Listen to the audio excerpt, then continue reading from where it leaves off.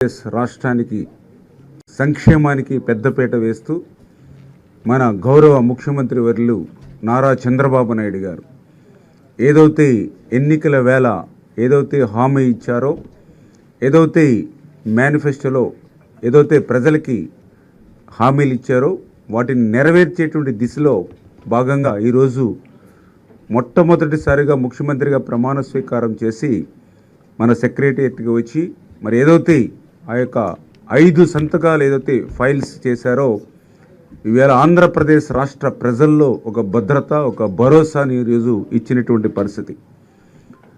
ఏదైతే పర్టికులర్గా మీ అందరికీ తెలుసు, ఆ రోజు ఎన్నికల ప్రచారంలో కానీ చాలా క్లియర్గా రేపు అధికారంలోకి వచ్చిన తర్వాత మొట్టమొదటి సంతకం డిఎస్సి మీద ఏదైతే పెడతానని చంద్రబాబు నాయుడు గారు తెలుగుదేశం, జనసేన, బీజేపీ తరఫున ఏదైతే మాట చెప్పడం జరిగిందో ఈరోజు దాన్ని నిలబెట్టుకుంటూ, ఎందుకంటే ఈవేళ యువత అనేది ఈవేళ ఈ రాష్ట్ర అభివృద్ధిలోగా చాలా కీలకమైనటువంటి పాత్ర.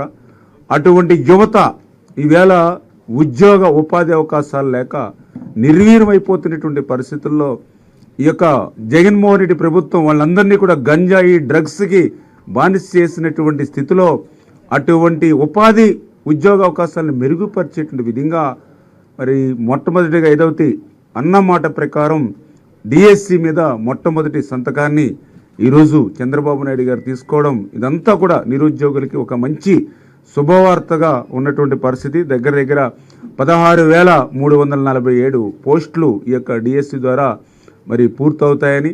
ఎందుకంటే జగన్మోహన్ రెడ్డి గారు ఆ రోజు పాదయాత్రలో పదే పదే చెప్పారు, ఊరు వాడ మెగా డిఎస్సి అన్నాడు, ప్రతి సంవత్సరం కూడా డిఎస్సి అని చెప్పాడు.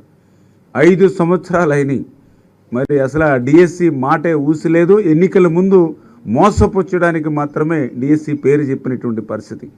మరి అటువంటి మోసానికి, దగాకి మరి లేకుండా అధికారంలోకి వచ్చినటువంటి మొట్టమొదటి రోజునే డిఎస్సి మీద సంతకం పెట్టారని అంటే ఈవేళ ఇచ్చిన మాటను నిలబెట్టుకునేటువంటి ప్రభుత్వం తెలుగుదేశం, జనసేన, బీజేపీ, ఎన్డీఏ ప్రభుత్వం అని చెప్పి ఈ సందర్భంగా తెలియజేసుకుంటూ